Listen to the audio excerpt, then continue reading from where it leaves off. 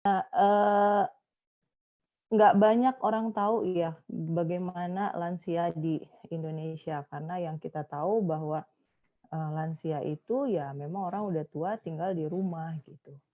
Tapi sebenarnya, seberapa banyak sih lansia, kita nggak tahu karena mereka tidak pernah banyak keliaran di mal-mal atau di pusat belanja atau di lingkungan sekitar, apalagi sekarang kondisinya lagi PSBB seperti ini ya. Next, Reza.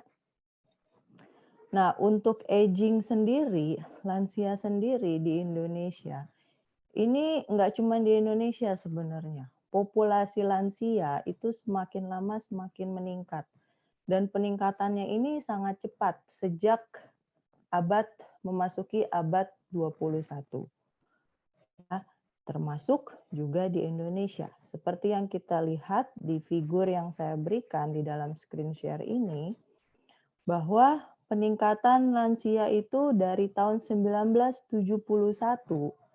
itu 4,50% dan meningkat menjadi 9,12% di tahun 2010. Nah, ini artinya peningkatannya sudah cukup besar. Nah, ketika kita lihat nanti, ketika tahun 2050, itu peningkatannya sudah sangat-sangat cepat, drastis, 19,20%. Nah, peningkatan dari lansia ini, bisa diklik aja Reza, sebenarnya itu didasarkan pada adanya peningkatan yang namanya kondisi kesehatan dan lingkungan hidup. Kenapa? Bukan ketika pada saat si lansia itu menginjak dewasa mereka memperoleh lingkungan hidup yang baik, tapi sebelum mereka mengalami masa lansia, kondisi kehidupan dan kesehatan itu sudah mengalami perubahan yang lebih baik, ke arah yang lebih baik. Seperti halnya gizi. Gizi dari orang-orang yang sekarang udah lansia, dulunya itu berarti kan orang tua kita ya. Bagi saya orang tua saya gitu, udah masuk lansia. Orang tua saya dulu sudah mempertimbangkan yang namanya olahraga. Sudah mempertimbangkan yang namanya makanan sehat, makan sayur-sayuran. Nah, itu adalah kondisi lingkungan hidup yang menjadi lebih baik. Beda halnya dengan zaman dulu. Mungkin zaman dulu orang bekerja saja, tapi tidak memikirkan kapan waktu istirahat yang baik, bagaimana cara hidup yang balance, yang sehat gitu. Nah, dampak dari meningkatnya kondisi kehidupan yang lebih baik ini menyebabkan adanya peningkatan usia harapan hidup. Makanya ada yang bilang kalau di iklan-iklan, kita tuh harus hidup sehat, olahraga yang teratur, makan yang seimbang. Biar apa? Biar memperpanjang usia. Sebenarnya slogan itu ada benernya juga. Karena dengan perbaikan kondisi hidup, ada kemungkinan harapan hidup kita menjadi meningkat. Ya memang usia di tangan Tuhan ya, kita percaya bahwa kita bisa mati kapanpun, nggak nunggu lanjut usia, tapi bisa meningkatkan usia harapan hidup. Nah, usia harapan hidup saat ini di Indonesia itu sekitar 70 tahunan ke atas, 70 tahunan. Kalau zaman dulu usia 60, itu seakan-akan seperti sudah renta sekali. Tapi saat ini usia 70 pun masih gagah. Contohnya Ibu Marat saat ini masih aktif, masih bisa melakukan kegiatan menggambar, bermain musik, mengajar. Ini adalah bukti bahwa memang lingkungan hidup yang dijalani sebelumnya itu mengalami lebih baik. Kemudian, kenapa sih populasi lansia itu meningkat? Populasi lansia itu meningkat karena zaman sekarang. Zaman sekarang itu banyak pasangan-pasangan yang menikah tidak ingin memiliki anak. Ya, satu. Kemudian, rendahnya fertilitas, rendahnya tingkat kesuburan. Sehingga angka kelahiran bayi-bayi itu menurun. Nah, Kita tahu peningkatan lansia itu meningkat jika kita bandingkan dengan banyaknya angka kelahiran bayi. Nah, sekarang angka kelahiran anak-anak ini semakin menurun karena tingkat kesuburan individu saat ini sudah terpapar polusi, itu juga menurunkan kesuburan. Ya, kemudian angka kematian juga menurun karena meningkatnya tadi life expectancy, harapan hidup seorang lansia. Next, Reza. Nah, untuk peningkatan populasi lansia ini di Indonesia itu sebenarnya nggak cuma di Indonesia sih secara umum ya, tapi saya fokusnya lebih ke Indonesia. Sebenarnya itu berdampak signifikan pada kondisi yang namanya pensiun. Bahwa ketika lansia itu bekerja, kita harus memikirkan untuk memberikan tunjangan hari tua, sehingga pengeluaran dari perusahaan itu akan menjadi lebih besar. Kemudian kita harus memikirkan yang namanya social insurance. Adanya insuransi sosial untuk lansia yang angka harapan hidupnya meningkat. Nggak bisa dong kita membiarkan lansia udah tua terus didiemin aja, kita nggak memberikan social insurance kepada mereka gitu, tidak memberikan rumahan yang layak, tidak memberikan perawatan kesehatan yang baik. Nah, ini dampak yang terjadi ketika lansia itu populasinya meningkat, sehingga kita harus memikirkan bagaimana mereka akan menjalani perawatan kesehatan. Mau nggak mau, ketika kita sudah menginjak usia lansia, bertambahnya usia itu membuat individu mengalami berbagai macam penurunan. Ya, penurunannya apa aja itu bisa sebenarnya kita semua saya yakin sudah tahu bahwa ada penurunan kognitif, sosial, fisik, terutama fisik. Ya, itu sih udah umum kita pahami. Tapi yang jelas peningkatan populasi lansia ini dampaknya sangat besar. Ya, ketika lansia tidak memperoleh yang namanya perawatan kesehatan yang baik, maka mereka akan merasakan kondisi-kondisi fisik yang tidak nyaman atau perawatan kesehatan mental yang tidak sesuai, maka mereka akan mengalami yang namanya depresi, loneliness, perasaan tidak bermakna, sehingga ini dapat mempengaruhi kondisi kesejahteraan atau well-being dari lansia itu sendiri. Nah, gimana sih gambaran lansia di dalam keluarga? Sebenarnya Indonesia itu merupakan keluarga extended family, keluarga besar. Ya, jadi lansia itu pastinya ini beda dengan di luar negeri, bahwa lansia itu tinggal sendiri, anak-anaknya keluar dari rumah. Kalau di Indonesia sendiri, biasanya lansia itu tinggal bersama keluarganya. Lansia itu menggantungkan yang namanya dukungan dari keluarga. Ya, di sini berdasarkan penelitian ada 54,8% lansia hidup dengan keluarga mereka. Entah itu anak, entah itu saudara sepupunya. Dan itu biasa jika kita dapati lansia hidup di satu atap dengan banyak keluarga. Nah, sistem keluarga di Indonesia itu sebenarnya lebih tradisional. Jadi artinya keluarga itu diharapkan bisa untuk mengurus lansia, baik secara kondisi kesehatan maupun secara dukungan sosial, dukungan finansial, sorry. Ya, jadi artinya lansia itu sangat mengandalkan keluarga dalam hal perawatan kesehatan dan masalah keuangan. Karena apa? Mereka sudah tua, tidak lagi bisa bekerja. Beda halnya dengan lansia yang aktif. Kalau lansia yang aktif itu kita sebut namanya active aging. Nah, berarti lansia itu cenderung lebih sehat. Nah, makanya kenapa kita mengharapkan lansia itu bisa sejahtera secara fisik dan mental agar lansia itu bisa lebih mandiri. Mandiri untuk memenuhi kebutuhannya sendiri.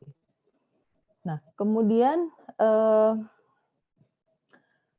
ketika lansia ada di rumah, semua perawatannya bergantung pada keluarga.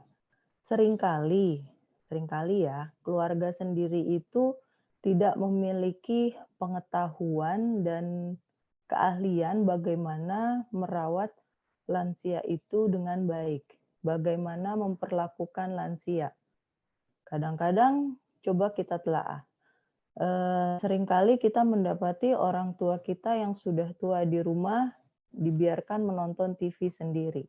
Berdasarkan penelitian yang saya pernah lakukan, bahwa 70% lansia yang ada di Indonesia menghabiskan kegiatannya untuk menonton TV.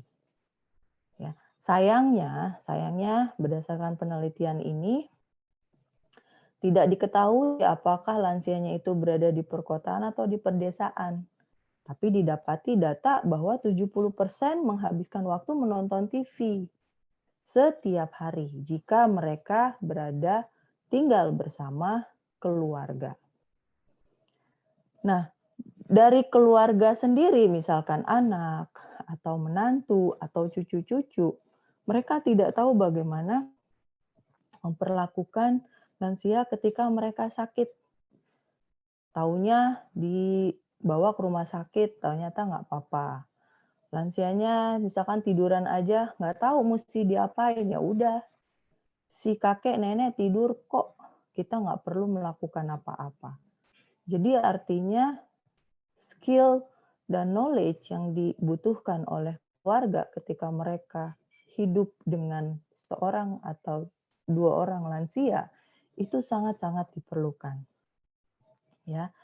Nah, kemudian ketika sesuatu terjadi kepada si lansia itu sendiri, orang tua yang sudah tua, apakah jatuh ataukah mengalami yang namanya penurunan daya ingat, kita cenderung susah untuk memberikan penanganan yang segera.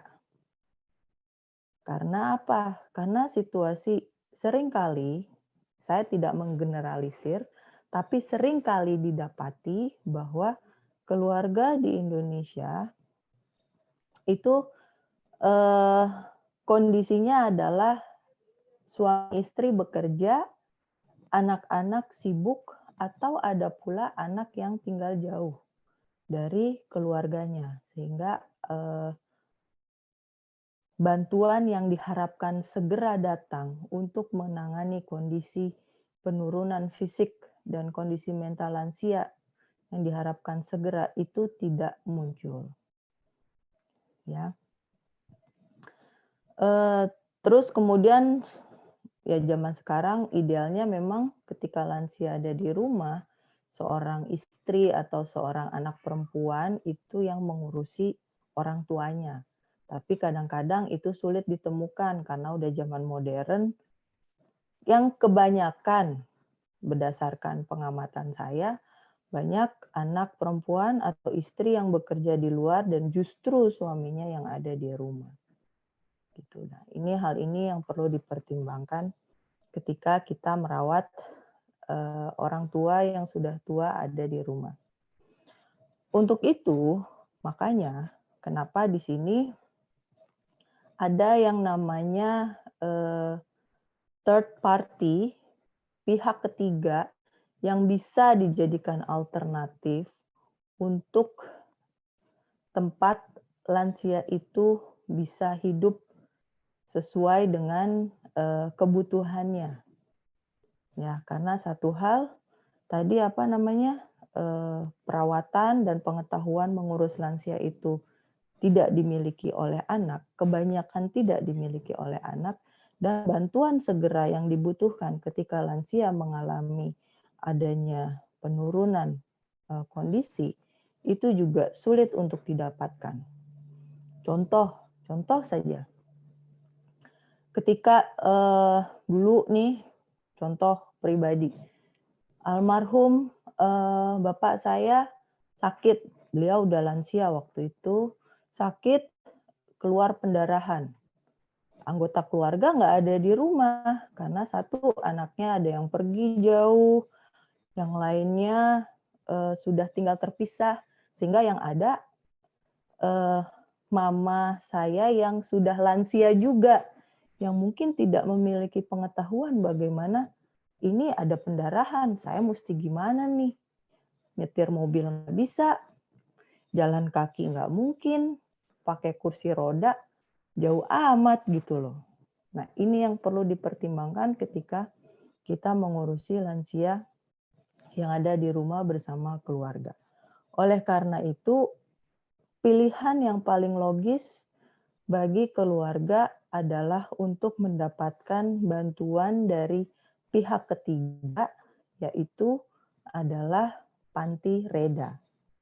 Nah, tapi perlu diketahui di sini, di Indonesia, panti reda itu bukan tempat yang populer, karena kebanyakan mereka akan menganggap bahwa anaknya itu kurang kualat ibaratnya, kualat menempatkan orang tua yang sudah tua di panti reda. Ya. Sehingga menempatkan lansia di panti reda itu dianggap sesuatu yang buruk, yang tercela. Padahal kalau kita lihat dari perspektif yang berbeda bahwa penempatan di panti reda itu bukan semata-mata kita mengabaikan atau membuang lansia, tapi agar mereka memperoleh perawatan yang intensif dari seorang profesional yang memang sudah terlatih bisa menangani yang namanya lansia di masa tuanya. Oke, next, Reza. Nah, ini sedikit gambaran panti reda di Indonesia. Tadi seperti yang saya bilang bahwa penempatan lansia di panti reda itu sebenarnya kurang layak bagi pandangan konvensional orang Indonesia. Tetapi di panti reda sendiri sebenarnya harusnya pilihan untuk perawatan lansia itu lebih banyak, ya, bahwa mereka memiliki yang namanya perawat yang dapat 24 jam bisa mengurusi lansia. Nah, namun seringkali di panti reda sendiri ini juga bukan kalau kita lihat bukan tempat yang memang benar-benar nyaman senyaman-nyamannya. Mengapa? Karena aktivitas yang diadakan di panti reda untuk membuat lansia bisa lebih bermakna, bisa lebih memiliki aktivitas dan bisa tetap aktif di masa lansianya, itu tidak dilakukan secara reguler. Ya. Kemudian selain itu adanya konflik kebutuhan bahwa lansia pengennya di rumah, tapi di rumah tidak bisa di-provide dengan perawatan yang intensif sehingga harus di panti reda. Nah, ini ada konflik kebutuhan lansia dengan keluarganya. Kemudian di sisi lain adanya kos untuk tinggal di panti reda itu juga tergolong tinggi. Ya. Di Indonesia sendiri ada yang namanya panti reda swasta dan ada yang namanya panti reda sosial. Kalau di panti reda sosial jelas mereka yang tinggal di sana memang tidak berharap untuk berada di sana karena biasanya lansia yang di sana adalah hasil dari garukan Satpol PP lansia yang ada di jalanan dan dimasukkan ke dalam panti reda pemerintah. Sedangkan panti reda swasta biasanya itu berbayar dan tergolong mahal. Dan lansia yang ada di situ harusnya bersyarat sehat, kemudian memang lansianya mau untuk tinggal di situ, bersama dengan teman-teman seusianya. Kegiatan berdasarkan survei yang saya lakukan pada Panti Reda di Jakarta khususnya, bahwa kegiatan yang biasanya dilakukan di Panti Reda itu cenderung membosankan. Jadi satu, mereka bangun pagi, terus kemudian mereka sarapan, habis sarapan biasanya ada olahraga, kemudian ada free time, dan free time itu tidak dimanfaatkan untuk melakukan aktivitas lain. Ya, aktivitas yang biasa mereka lakukan ada yang misalkan menunggu tamu untuk datang, atau membantu untuk di dapur untuk kupasin bawang gitu, atau mendatangi pertunjukan musik. Nah, itu juga pertunjukan musik tidak terus-menerus ada. Kadang ada, kadang enggak. Tergantung dari pihak pantinya bagaimana mereka mengundang orang yang memainkan musik. Kemudian nonton film. Ada panti yang memang menyetelkan film, tapi tidak semua lansia mau ikut. Karena filmnya mungkin tidak relevan dengan mereka. Ada kegiatan handicraft. Contohnya membuat keset. Tapi itu juga tidak semua. Jadi tidak semua ikut berpartisipasi. Kemudian kegiatan peribadahan. Ada panti yang memang disediakan tempat ibadah di dalamnya sehingga lansia bisa beribadah, tapi kan nggak setiap jam beribadah.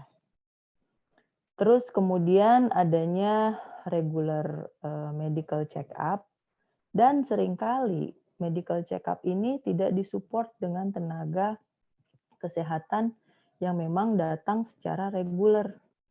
Mungkin sebulan sekali bisa datang. Next, Reza. Nah, berdasarkan kegiatan-kegiatan tadi, maka kondisi kehidupan di Panti Reda ini harusnya menyenangkan, banyak aktivitas bersama peernya, namun seringkali juga conflicting bagi si lansianya bahwa mereka merasa bosan, tidak memiliki aktivitas yang benar-benar bermakna bisa membuat mereka menjadi lebih sejahtera. Kemudian artinya di sini di Panti Reda di Jakarta dan sekitarnya itu kurang adanya aktivitas yang bermakna. Kemudian kurangnya sumber daya manusia yang memang punya keahlian dalam bidang geriatrik, dalam bidang penanganan masalah lansia. Seringkali staf-staf yang ada di panti juga merupakan staf biasa, layaknya kita menggaji seorang pembantu atau asisten rumah tangga. Sehingga mereka juga tidak memiliki pengalaman untuk mengatasi lansia. Beda hal ya dengan memang panti yang berbayar mahal, di sana sudah dilengkapi dengan suster yang memang khusus menangani masalah geriatrik. Terus kemudian healthcare service-nya juga kurang berkembang. Nah, kondisi ini jadi conflicting ya sebenarnya.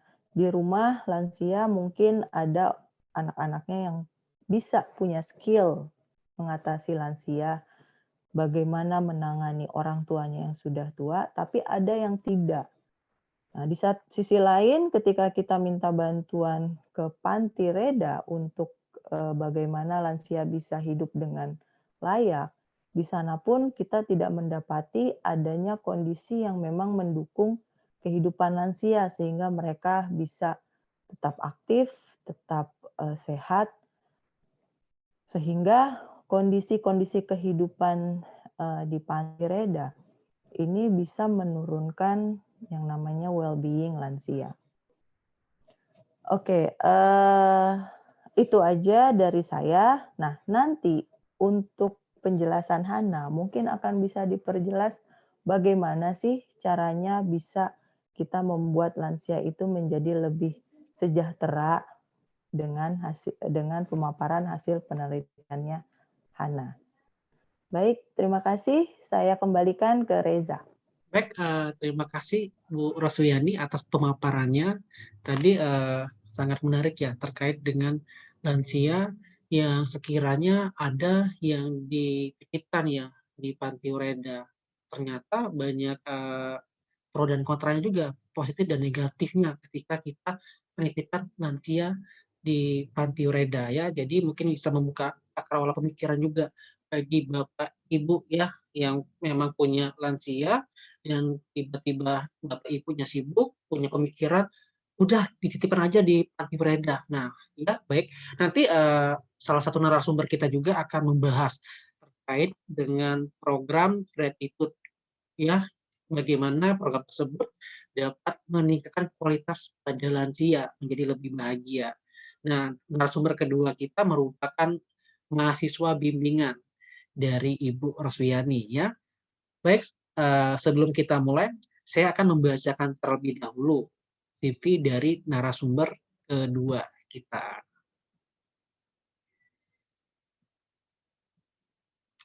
Baik, narasumber kedua kita bernama Hana Hadi Pranoto, MPC Psikolog Candidate, yang mungkin beberapa hari lagi akan segera dilantik menjadi psikolog. Ya. Dan Mbak Hana ini merupakan lulusan S1 dan S2 dari Universitas Tarumanegara. Pengalaman kerjanya, Mbak Hana merupakan guru freelance, guru PAUD dan SD pada tahun 2015 sampai dengan 2017. Kemudian menjadi tutor anak berkebutuhan khusus di MIMI Institute tahun 2013 sampai 2015. Ternyata Mbak Hana ini selain tertarik dengan anak-anak juga memiliki ketertarikan juga kepedulian terhadap lansia ya. Pernah juga menjadi ikut program Student Exchange US Institute study di US Institute for Leader on Religious Pluralism Winter Program di United States ya pada Desember 2012 sampai Februari 2013.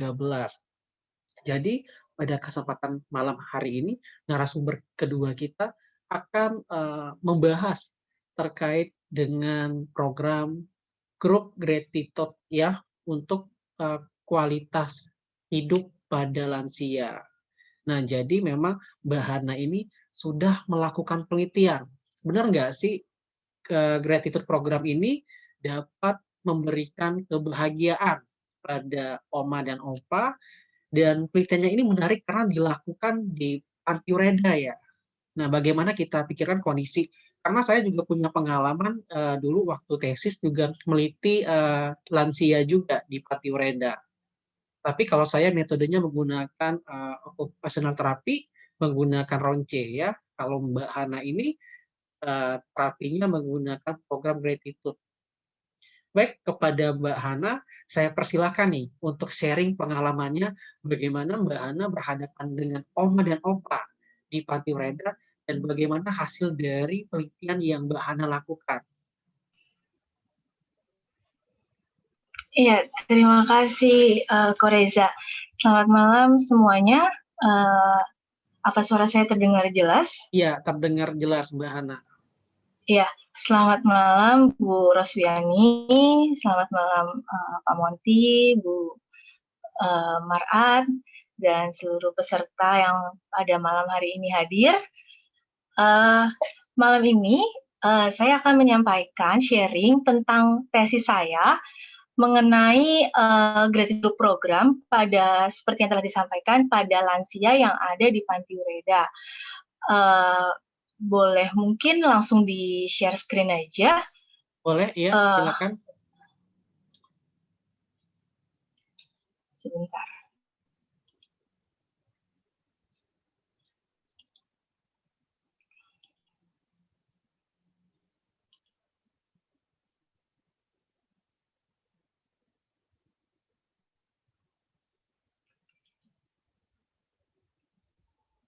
Apakah sudah terlihat? Sedang proses, Mbak Ana.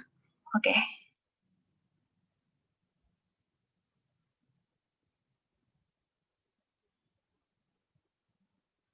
Baik, ngomong-ngomong Mbak Ana punya oma opa di rumah? Oh, sudah meninggal semua. Sudah meninggal. Cuman kebetulan mama saya sudah lansia juga. Oke. Jadi bisa sharing pengalaman ya sekarang? Iya. Jadi ini share screen-nya sudah keluar ya? Iya, udah keluar Mbak Ana. Oke. Jadi pada sekitar 1 tahun yang lalu, tahun 2019, saya melakukan penelitian tentang pengaruh gratitude group program pada peningkatan kualitas hidup lansia yang tinggal di Panti Ureda X di Jakarta. Nah, pada saat itu saya dibimbing oleh Dr. Herianti Satyadi, MSc Psikolog, dan Dr. Rostiana, MSc Psikolog.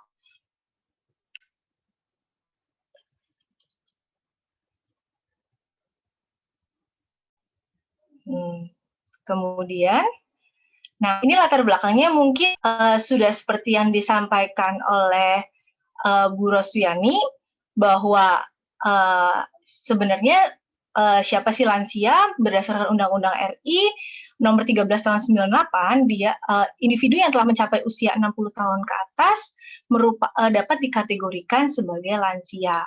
Dan mengapa saya mengambil lansia? Karena betul seperti yang diceritakan, di negara maju dan negara berkembang memang populasi lansia itu menunjukkan perkembangan yang sangat pesat, pertumbuhannya pesat, dan angka harapan hidup memang kian meningkat saat ini karena faktor-faktor seperti yang telah disebutkan tadi. Nah, di Indonesia sendiri betul saya juga memiliki data yang serupa.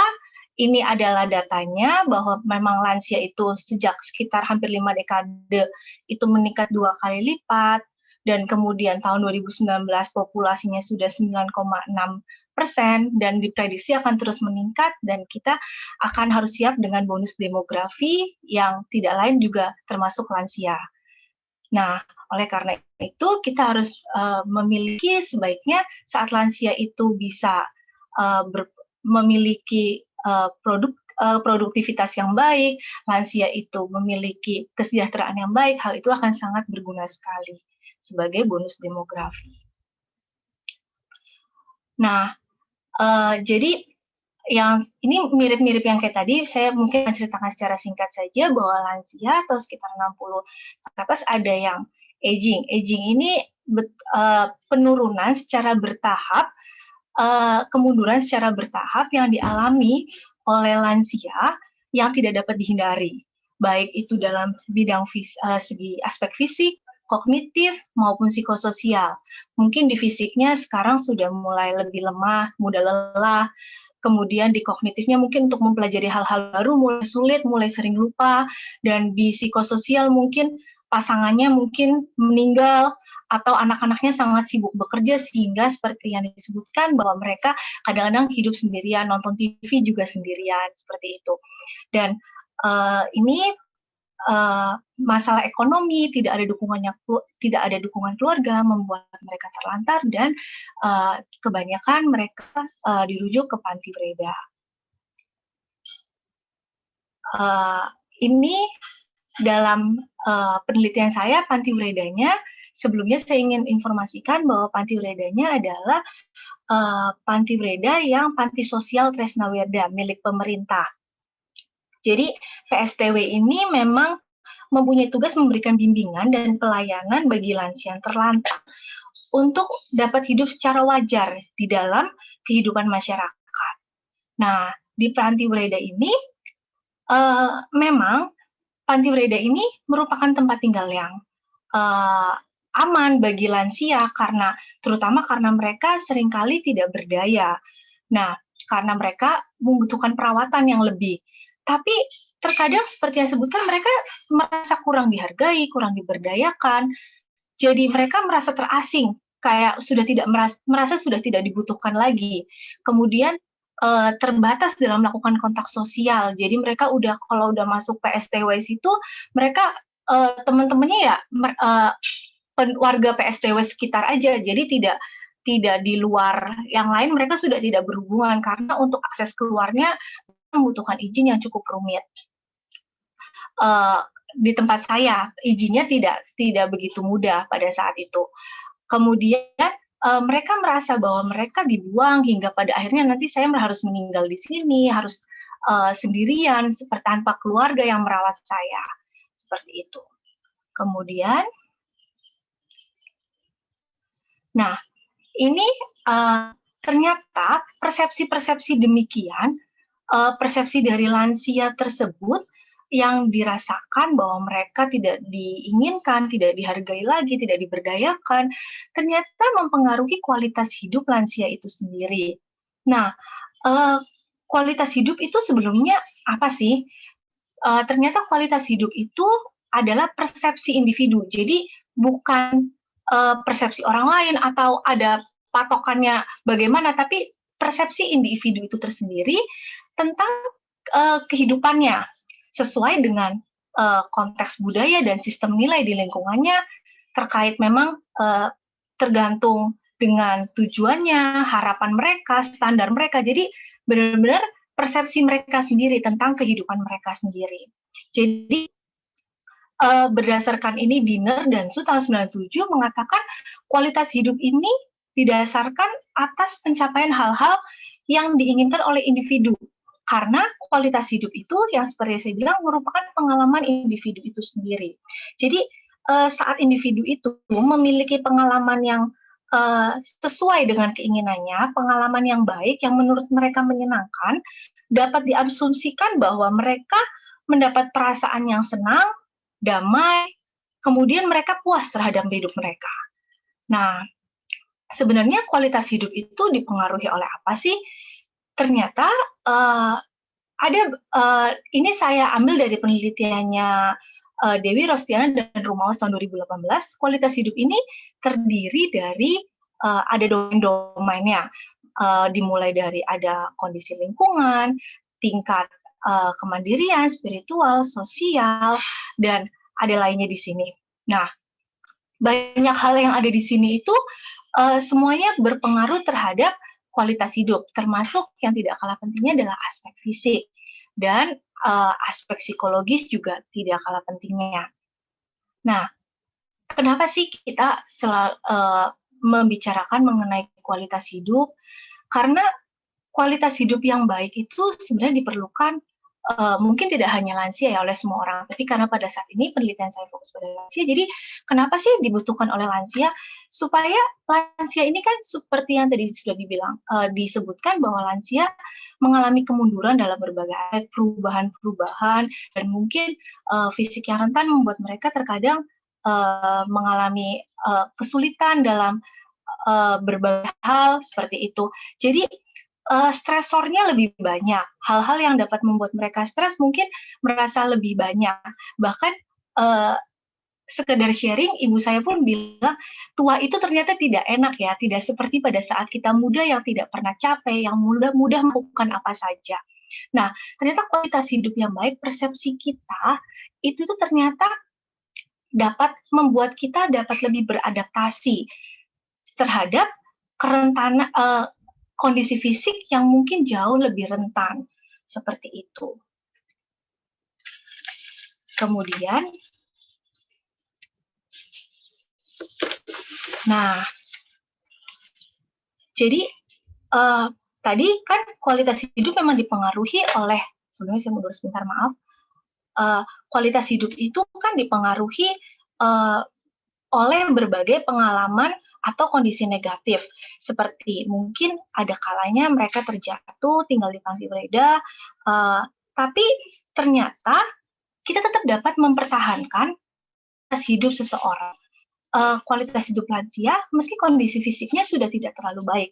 Karena apa? Karena ternyata aspek psikologis, aspek non-fisik, masih banyak kan di sini ada beberapa aspek lainnya, itu ternyata dapat tidak kalah pentingnya juga dengan aspek fisik.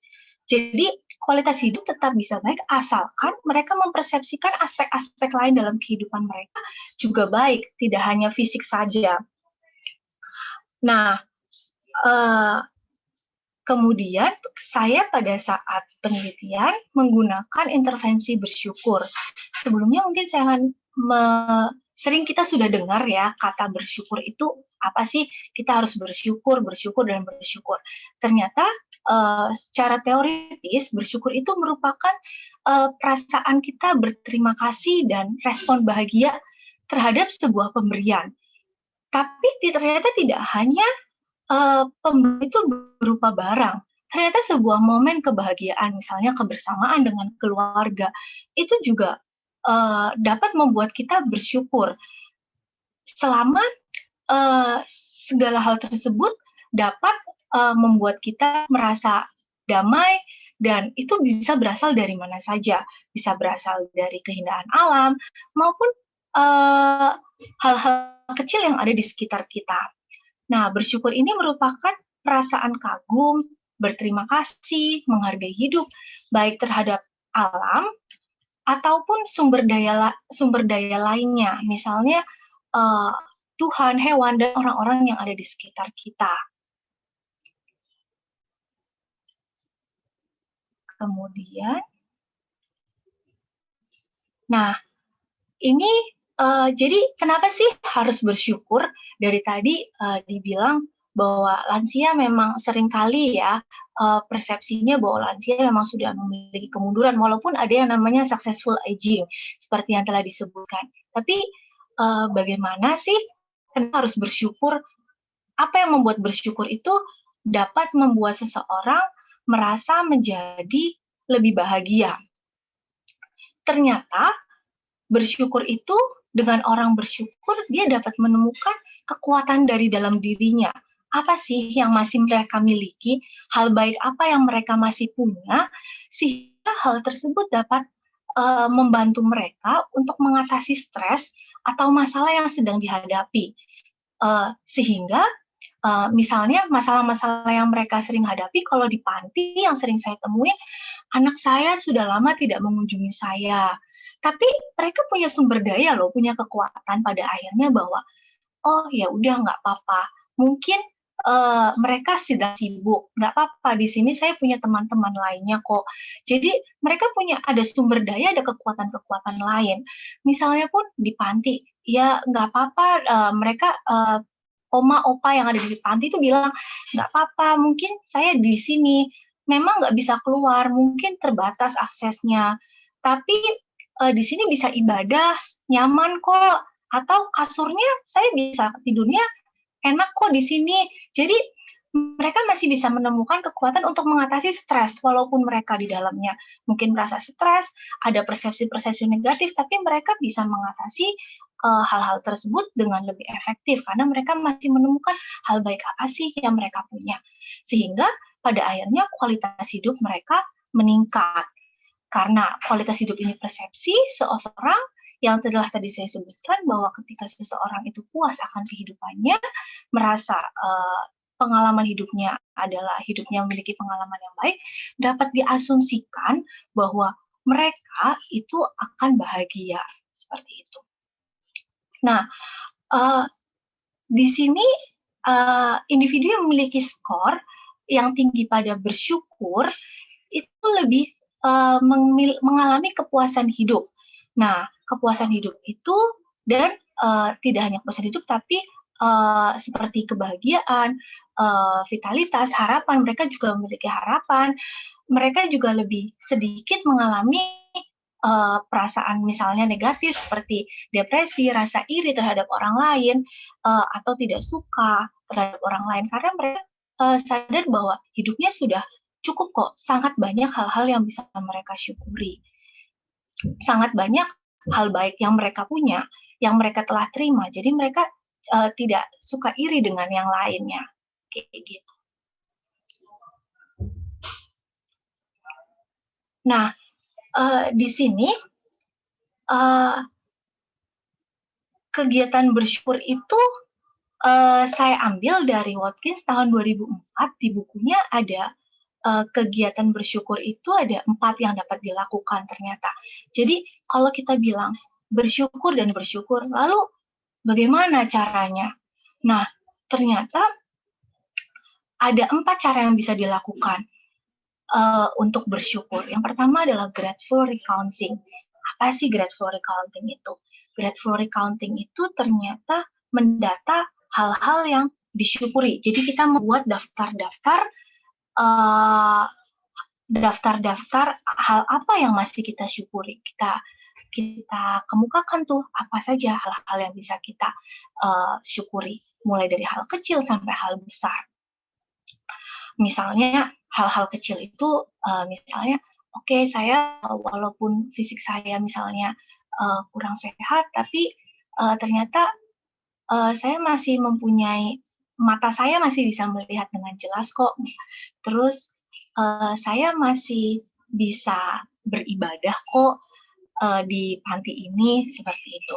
Kemudian ada kita grateful reflection. Jadi kita grateful reflection ini mengajak seseorang, mengajak individu untuk merenungkan hal-hal yang disyukuri, sehingga bisa meningkatkan mereka dapat lebih menghargai kehidupannya. Jadi maksudnya gini, dengan kita merefleksikan, mereka diajak merenungkan sesuatu hal, kemudian kita merefleksikan hal tersebut saya syukuri. Karena coba ya, kalau misalnya tidak ada hal tersebut dalam hidup saya, bagaimana hidup saya jika tidak ada teman-teman di sekitar saya? Bagaimana jika saya tidak, misalnya mungkin saya, bagaimana jika saya tidak dapat, mungkin sakit sedikit saja, bagaimana misalnya mata saya tidak dapat melihat, bagaimana jika mungkin tidak ada pohon-pohon di sekitar ini, tidak ada bunga-bunga yang dapat saya lihat. Dan ternyata pada saat saya melakukan grateful reflection ini, berdasarkan studi saya di PSTW ini, Oma Opa ini merasakan, kalau saya tanya, coba kalau kita atau kita duduk di teras, kemudian mengatakan, apa coba yang misalnya disyukuri? Terus mereka dengan spontannya bilang, seneng Neng, ada pohonnya. Oh gitu, Oma, memang kenapa? Iya kan sejuk, jadi bisa kita nggak kepanasan, bisa duduk-duduk di bawah pohon. Memang kalau nggak ada pohon, aduh sengsara banget, panas, mereka bilang kayak gitu.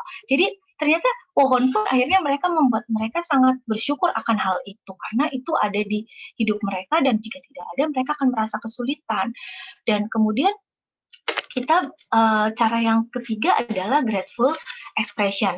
Apa ini grateful expression? Jadi kita mengekspresikan dalam bentuk perilaku yang adaptif. Karena apa? Tanpa diekspresikan, rasa bersyukur ini hanya ada di semata-mata, maksudnya seperti hanya ada di dalam diri kita, tidak membuat kita misalnya menambah menjalin hubungan yang baik dengan orang lain. Jadi kita perlu ekspresikan, misalnya dengan apa sih? Misalnya mengucapkan terima kasih ya. Terus kemudian ketika kita memiliki sesuatu, kita akan membagi itu dengan orang lain. Dan kenapa sih kita perlu mengekspresikan? Karena dengan mengekspresikan, ketika kita mengekspresikan, misalnya memberikan sesuatu kepada orang lain, kita menyadari bahwa ternyata sebenarnya kita sudah menerima banyak loh, sehingga kita memberikannya kepada orang lain. Kita membantu orang lain, seperti itu. Nah, kemudian grateful reappraisal. Ini kalau misalnya grateful reappraisal ini, kita menilai kembali, memberikan penilaian kembali terhadap kejadian-kejadian yang mungkin kurang menyenangkan bagi kita. Ini mudahnya adalah seperti kalau orang bilang, apa sih hikmah dari suatu kejadian? Jadi, apa yang dapat kita peroleh dari mungkin kejadian tersebut tidak menyenangkan, tapi ada hikmahnya loh di balik semua itu. Nah, ini adalah grateful reappraisal. Ternyata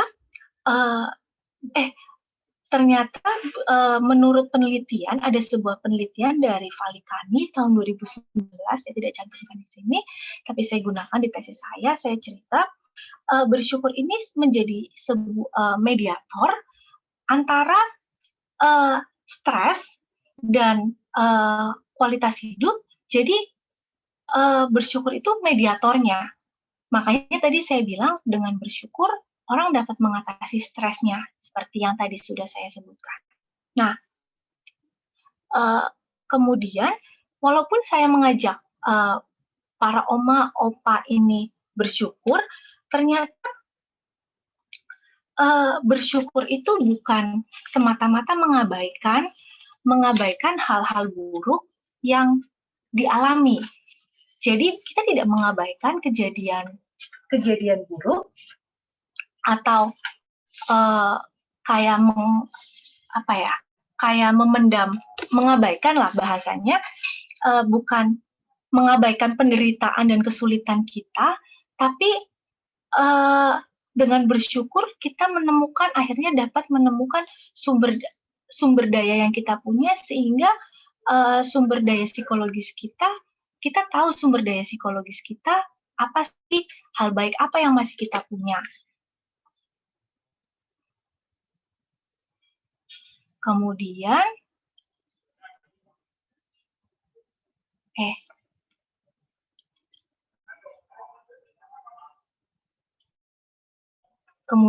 nah, pada penelitian saya sebelumnya, dia di sini ada beberapa penelitian. Nah, penelitian ini ada penelitian dari Killen dan Macaskill tahun 2015, bersyukur dengan menuliskan gratitude diaries selama 2 minggu dapat meningkatkan well-being pada lansia. Dan pada Valikani yang tadi saya ceritakan tahun 2019, bersyukur memiliki dampak langsung yang signifikan terhadap kualitas hidup, kesehatan mental yang buruk, dan stres yang dirasakan. Tapi pada penelitian Davis tahun 2016, ternyata efektivitas dari gratitude intervention ini masih lemah, belum sepenuhnya terbukti. Nah, jadi akhirnya di sini saya memutuskan untuk mengambil, karena secara teori gratitude itu sangat baik untuk sebagai kita mengetahui sumber daya apa yang kita miliki. Nah, karena adanya gap penelitian ini, maka saya mencoba intervensi berupa gratitude group program dapat meningkatkan kualitas hidup lansia yang tinggal di panti Breda. Kenapa saya menggunakan grup program? Karena secara teori, ketika kita melakukan dalam kelompok itu dapat meningkatkan interaksi hubungan interpersonal dalam anggotanya. Dan itu pun yang hubungan interpersonal itu pun dibutuhkan oleh oma opa yang ada di panti, karena oma opa yang ada di panti ini kebanyakan mereka hanya sendiri, jarang berinteraksi dengan teman-teman lainnya di dalam panti. Jika mengikuti kegiatan, mereka pun hanya kenal dengan 1 atau 2 orang yang di dekatnya dan lebih banyak diam. Dan tujuan penelitian ini melihat pengaruh intervensi berupa gratitude group program pada peningkatan kualitas hidup lansia di panti Breda. Nah, jadi pada penelitian saya mengajarkan lansia untuk mensyukuri hal-hal yang masih dimiliki oleh lansia di dalam panti, sehingga lansia ini diharapkan dapat semakin mensyukuri kondisi tempat tinggalnya. Kan seperti kita tahu bahwa panti ini memang tidak menyenangkan bagi lansia. Kemudian di metode penelitiannya, partisipan saya adalah lansia, usianya 60-74 batasnya, karena saya tidak menggunakan lebih dari itu. Di lansia akhir, setelah 74, lansia memasuki lansia akhir, itu sudah mengalami kemunduran fisik dibandingkan lansia yang masih awal atau yang masih di tengah-tengah. Dan kemudian tinggal di Panti Breda Jakarta, dan saya masih kriteria dapat berkomunikasi, dapat melakukan kegiatan sehari-hari secara mandiri. Karena dapat berkomunikasi saya perlukan untuk dapat saya ajak berinteraksi di dalam kelompok dan untuk menjawab pertanyaan-pertanyaan dalam kuesioner. Di sini adalah kuasi eksperimen. Jadi ada 6 orang dalam setiap grup. Kuesionernya saya menggunakan kuesioner untuk lansia yang telah diadaptasi oleh Dewi Rostiana dan Rumawas di tahun 2018. Alfa konbahnya adalah 0,91, sehingga sudah dapat bisa dipakai. Kemudian gratitude group program ini terdiri dari 5 sesi, satu sesi sekitar 60 menit. Jadi aktivitasnya adalah bercerita. Berceritanya adalah saya menggunakan tadi cara bersyukurnya saya karena bercerita, saya dan yang muda adalah untuk Oma Opa di sini adalah grateful recounting dan grateful reflection. Nah, pelaksanaan gratitude group program ini sendiri telah disupervisi oleh psikolog ahli dalam bidang psikologi positif dan fasilitator dalam penelitian ini itu tidak pernah berubah dan setiap sesi dilakukan sesuai dengan modul yang ada. Kemudian ternyata hasil penelitiannya bagaimana? Ini adalah grup eksperimental dan ini adalah grup kontrol. Grup eksperimental adalah yang mendapatkan gratitude group program selama 5 sesi tersebut dan ternyata skornya mengalami peningkatan dari yang pretestnya berwarna biru kemudian menjadi berwarna merah. Setelah itu pada partisipan kontrol grup saya tidak memberikan intervensi apapun sehingga di sini mereka hanya mengikuti pre dan post test saja. Ternyata tidak ada perubahan yang signifikan dapat dilihat sendiri dari grafiknya dan ini adalah hasil statistiknya. Saya menggunakan Wilcoxon Sign Rank Test. P-nya kurang dari 0,05 pada eksperimental dan kontrol grupnya kurang dari 0,05.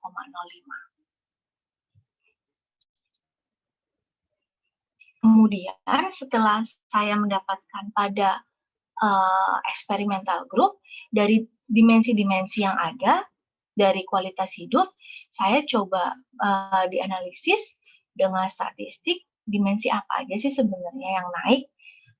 Dari ada 7 dimensi, ada lingkungan, kemandirian, spiritual, sosial, pemberdayaan diri, fisik, dan psikologis. Ternyata yang naik adalah ada 3 dimensi, yaitu spiritual, sosial, dan secara psikologis. Itu mengalami kenaikan skor yang signifikan pada hasil pretest dan post-testnya.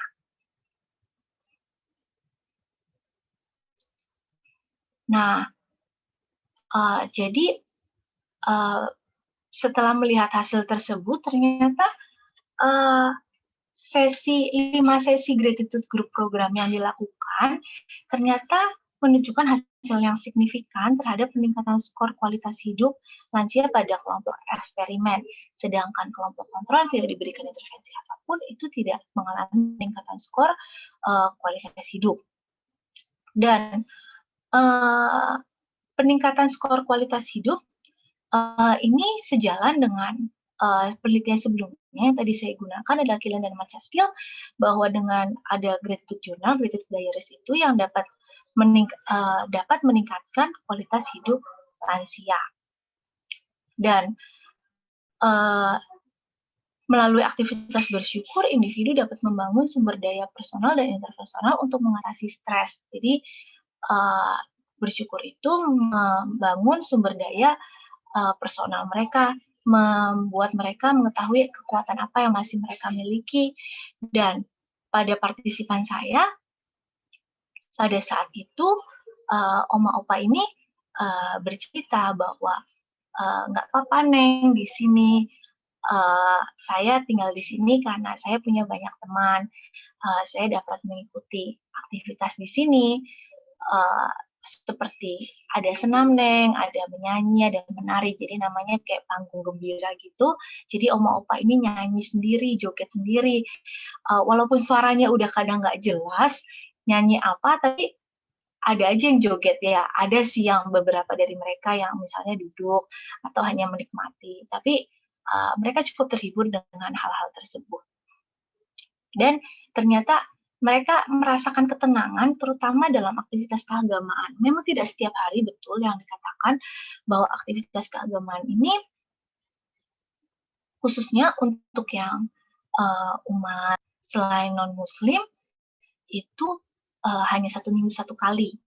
Dan kemudian kalau yang muslim memang disediakan musola di situ. Jadi mereka sering mengatakan, alhamdulillah Neng di sini bisa sholat.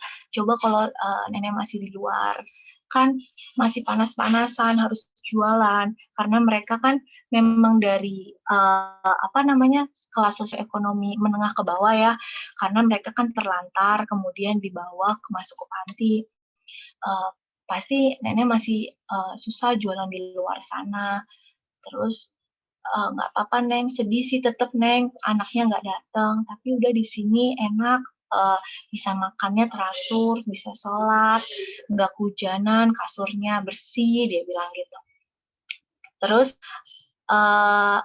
dan gratitude group program ini dapat meningkatkan kualitas hidup pada kelompok yang tadi saya sebutkan, pada kelompok eksperimen, pada dimensinya adalah dimensi psikologis, sosial, dan spiritual. Jadi memang lingkungannya mereka tidak berubah, fisiknya tidak berubah. Mereka juga tidak, yang lain-lainnya tidak mengalami perubahan yang signifikan.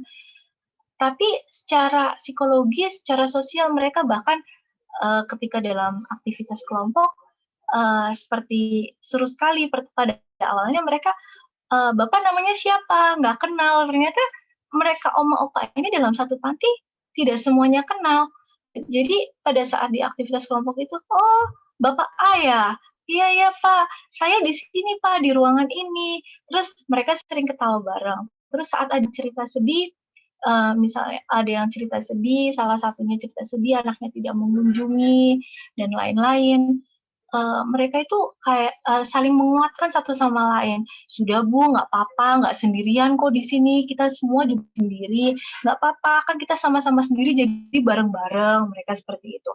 Jadi kayak mereka saling mendukung. Terus iya ya Pak, betul. Terus nggak apa-apa Bu, jangan khawatir. Nanti kalau meninggal tetap ada yang ngurusin kok. Terus iya Pak, betul katanya gitu. Jadi mereka saling menguatkan satu sama lain. Kemudian jadi peningkatan pada domain psikologi, sosial, spiritual ini memang pernah ada penelitian sebelumnya dari Emon, Sang, dan ini tahun 2002, itu memang kalau individu dengan rasa bersyukur itu memang tampak berbedanya pada 3 domain memang. 3 domainnya adalah emosional, sikap prososial, dan spiritualitas atau religiusitas. Kemudian keberhasilan penelitian saya pada saat itu juga didukung oleh pemberian program secara berkelompok seperti yang saya ceritakan, bahwa mereka dapat saling mendukung, mereka dapat membangun hubungan interpersonal, bahkan yang awalnya mereka jalan sendirian, kemudian pulangnya mereka saling setelah sesi kedua, mereka sesi pertama masih agak sendirian, sesi kedua, sesi ketiga mereka selalu berangkatnya bareng-bareng, selalu menunggu satu sama lain, pulangnya juga mereka saling bergandeng tangan, saling bantu, bahwa yang susah jalan mereka bantu untuk menuruni tangga, seperti itu. Dan karena terapi kelompok berdasarkan Yalom dan Terasa pada tahun 1968 mengatakan bahwa terapi kelompok memang dapat meningkatkan interaksi di antara anggotanya. Jadi simpulan dari penelitian saya ini bahwa Gratitude Group program ini dapat meningkatkan kualitas hidup lansia pada kelompok eksperimen yang tinggal di panti berbeda dibandingkan dengan kelompok kontrol, dan peningkatannya pada 3 aspek seperti yang telah disebutkan, psikologis, sosial, dan spiritual. Kemudian bahwa penelitian ini tetap ada keterbatasannya, bahwa dengan keterbatasannya adalah kondisi kesehatan partisipan yang memang tidak begitu baik. Jadi terkadang mereka misalnya ada satu momen di mana satu nenek satu oma dia tidak ikut karena sakit. Jadi terpaksa saya melakukan secara individual seperti itu. Kemudian latar belakang partisipan ini dari sosioekonomi yang menengah ke bawah, sehingga terkadang level pendidikannya mereka pun hanya SD, SMP. Jadi ketika diberikan pertanyaan, mereka sering tanya, maksudnya apa ya Neng ya? Jadi perlu dijelaskan lebih lanjut. Jadi itu kan mempengaruhi subjektivitas seperti itu.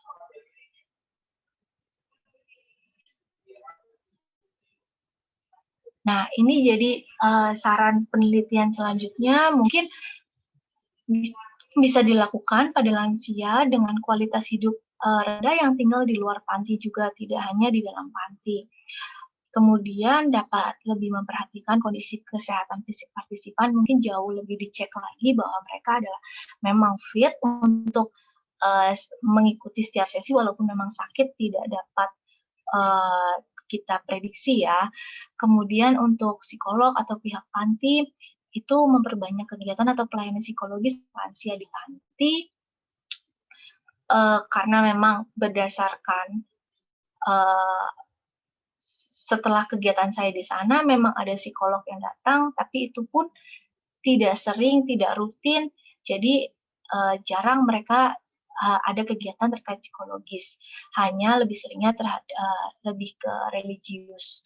Kemudian kegiatan dalam bentuk kelompok dapat menjadi pertimbangan yang dapat dilakukan. Kelompoknya mungkin tidak bisa kelompok besar, tetapi kelompok kecil akan cukup membantu.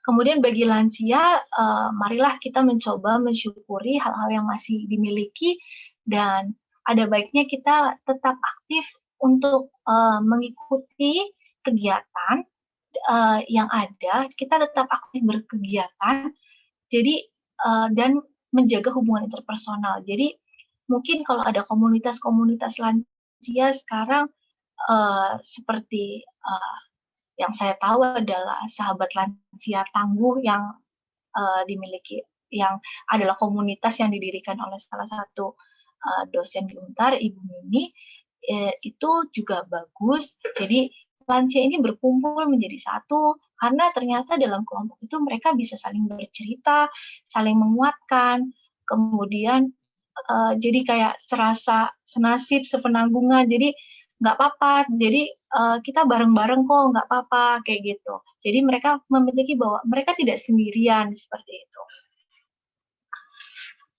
Kemudian ya, kalau berdasarkan hasil saya setelah kira-kira pada saat setelah memang kalau ini sharing yang dapat diamati adalah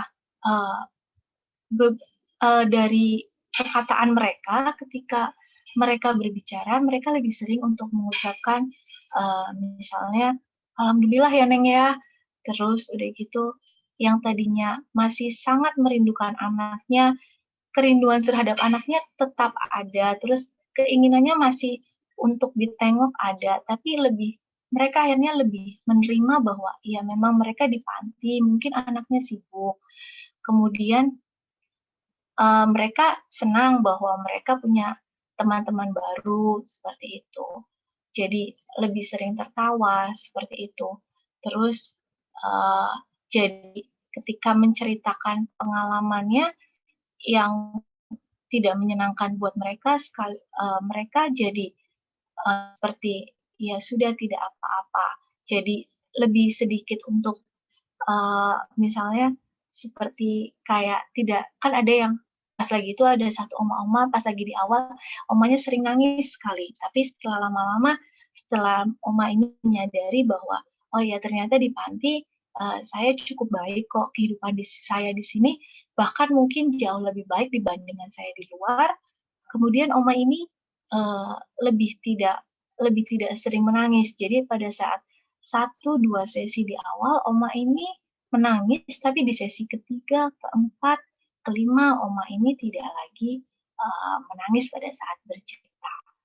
Seperti itu. Jadi saya mengajak mereka mensyukuri misalnya, Oma pada saat itu kita ada di 5 sesi, 5 sesi pertemuan itu kita mensyukuri mulai dari hal-hal kecil apa yang bisa disyukuri, yang dimiliki, kemudian kita menikmati lingkungan sekitar apa yang bisa disyukuri, kemudian kita juga menikmati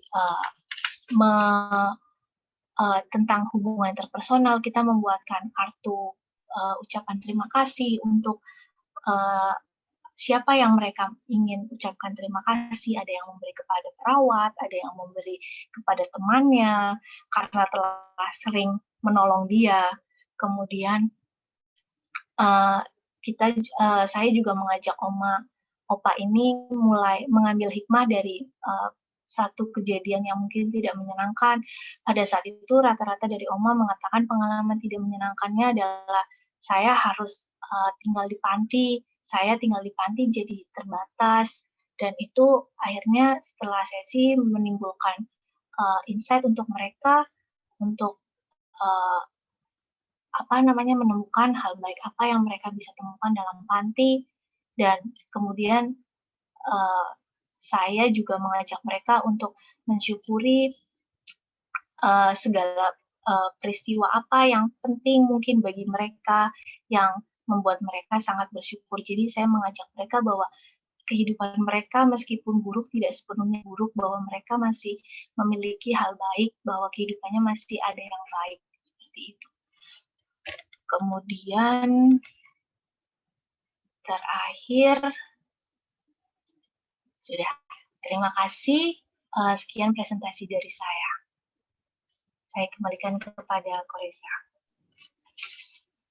Baik, terima kasih kepada Mbak Hana sudah memaparkan ya terkait dengan intervensi yang telah dilakukan, yaitu Gratitude Group Program untuk lansia, bagaimana bisa meningkatkan kualitas hidup. Karena menarik ya, penelitiannya dilakukan di Panti Wereda, di mana banyak oma-opa yang notabene-nya diambil dari jalanan biasanya, yang sekiranya tidak lagi diurus oleh keluarganya, jadi dibawa ke panti sosial ya. Tadi dibilang dari Sudin ya biasanya ya diangkut dibawa ke Panti Wereda ya. Dan menariknya ketika diberikan program gratitude ini dengan cara diskusi ya, lebih banyak ya Mbak Hana ya, lebih banyak diskusi, bercerita terkait dengan hal apa saja yang bisa disyukuri oleh oma dan opa.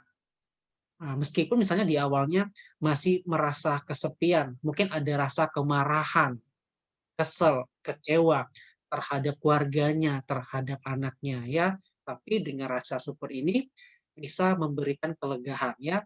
Jadi di sini sudah ada 2 pertanyaan nih untuk Ibu Nani dan Mbak Hana ya. Iya. Yang pertama dari Bu Sydney ya. Selamat malam Mbak Hana. Pertanyaan saya, kualitas hidup yang tinggi terdapat pada lansia yang tinggal di Panti Wereda atau lansia yang tinggal bersama keluarga? Alasannya apa? Nah, mungkin Mbak Hana dan Bu Nani bisa nih menjelaskan kira-kira lansia ini lebih bahagia tinggal di rumah atau di panti dengan teman-temannya nih. Saya juga bingung. Di rumah kan ada anak cucunya, ada keluarganya. Kalau di panti ada teman-temannya. Yang mana sih yang lebih bahagia nih? Boleh nih dijelaskan sama Mbak Hana atau Bu Nani dulu nih yang menjelaskan. Mungkin Bu Hana ya. Oke, Hana dulu deh, baru nanti Bu Nani. Oke. Kalau berdasarkan penelitian, saya pada saat membuat tesis pernah membaca penelitian bahwa memang kualitas hidup lansia yang tinggal di panti itu lebih rendah dibandingkan yang ada di rumah. Karena apa? Balik lagi, karena kondisi panti yang ada di Indonesia seringkali kurang memadai, atau panti ini belum terlalu populer untuk kalangan masyarakat Indonesia, seperti itu, belum terlalu familiar. Tapi balik lagi, ternyata seperti yang telah saya ceritakan, bahwa kualitas hidup ini kan dipengaruhi oleh berbagai aspek, dan kualitas hidup ini adalah persepsi individu terhadap pengalaman kehidupannya. Jadi balik lagi, bagaimana individu itu mempersepsikan ketika dia tinggal di panti, bagaimana dia tinggal di rumah.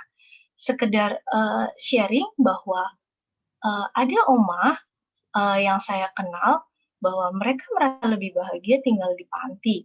Karena ini bukan oma sebagai partisipan saya, tapi beberapa oma saya kenal dan tinggal di panti, mereka merasakan lebih bahagia karena dengan fasilitas panti yang baik. Karena kan tadi faktornya adalah lingkungan. Lingkungan juga berpengaruh. Jadi fasilitas panti yang baik menurut oma yang saya kenal, beberapa oma yang saya kenal, itu sangat membuat mereka bahagia kayak gitu, daripada mereka harus di rumah sendirian seperti itu. Tapi ada oma yang tidak mau tinggal. Kalau di penelitian saya ada oma yang tidak mau tinggal di panti, dia lebih ingin ikut anaknya, tapi anaknya tidak mau. Jadi oma ini merasa tidak senang, tidak bahagia tinggal di panti, seperti itu. Jadi balik lagi, satu adalah persepsinya, dua adalah persepsi lansia itu sendiri, karena kualitas hidup itu adalah persepsi, dan kemudian yang dapat saya bilang mungkin bagaimana kondisi dari panti tersebut, apa motivasinya dia pergi ke panti itu, kayak gitu. Kira-kira Ya. Seperti itu yang bisa saya Terima jawab. kasih Mbak Ana. Dari Bu Nani nih, ada tambahan terkait apakah lansia yang tinggal di rumah lebih bahagia dibandingkan dengan lansia yang tinggal di panti ureda? Oke, jadi tadi seperti yang sudah saya paparkan bahwa kondisi di rumah itu sebenarnya lebih nyaman bagi lansia yang memang sudah terbiasa untuk hidup bersama keluarga besarnya. Tapi di sisi lain perlu kita ingat ada juga lansia yang memang tidak menikah, tidak memiliki keluarga, dan tinggal sendiri di rumah. Jadi ada dua kondisi lansia.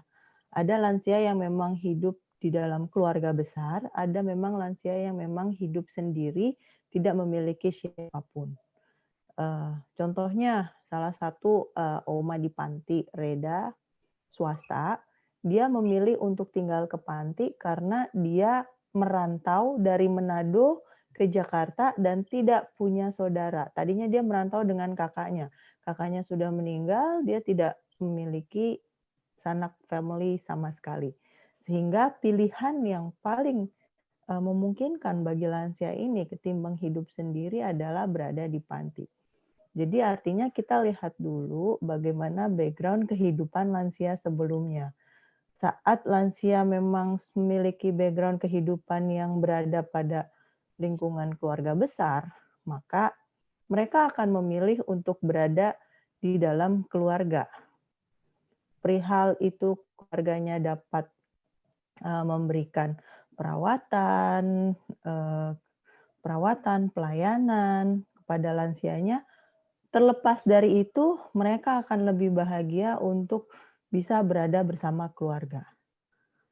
Tapi lain hal ketika lansia memang tidak menikah, banyak sekali lansia yang berada di panti swasta itu tidak menikah. Sehingga mereka memutuskan untuk berada di panti. Karena itu adalah kemauannya sendiri. Ketika itu adalah keputusan dari si lansia, maka kita bisa bilang bahwa mereka memilih hidup di panti berharap memiliki kehidupan yang lebih baik ketimbang di rumah. Itu tambahan dari saya. Baik, terima kasih Bu Nani. Selanjutnya pertanyaan kedua dari Mas Andre Genta. Isu tentang aging sangat menarik untuk saya akhir-akhir ini, di mana proses aging akan dialami oleh setiap insan secara pasti. Maka saya mempunyai beberapa pertanyaan. Yang pertama, faktor psikologis apa selain bersyukur yang dapat meningkatkan kualitas hidup?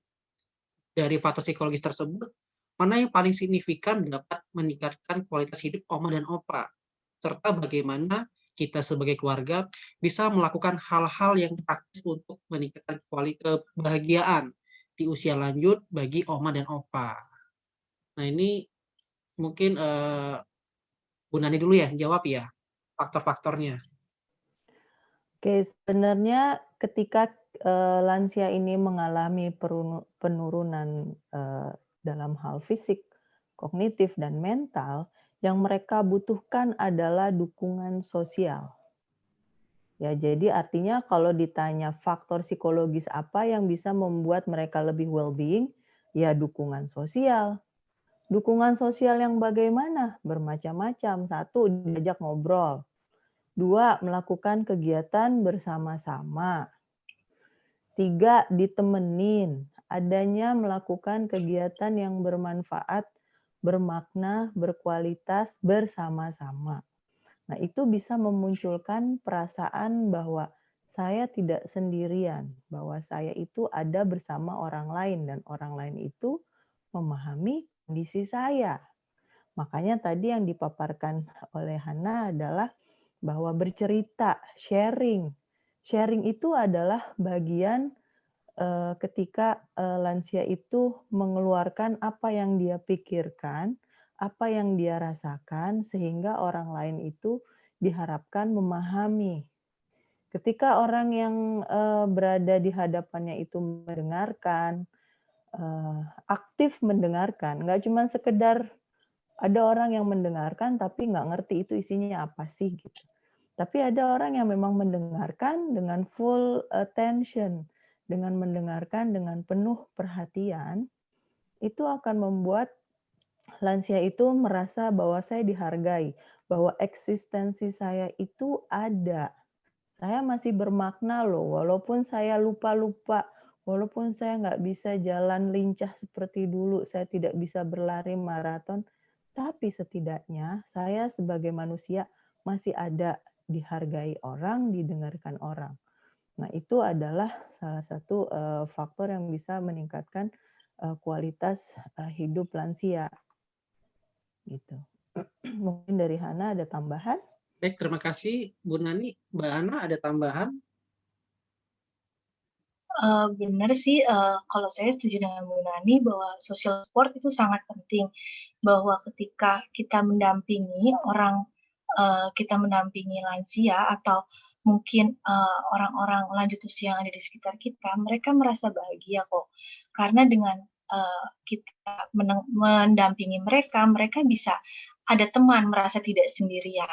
Selain itu, selain kita social support, mungkin kita tetap memberdayakan mereka, apa yang mereka masih bisa lakukan.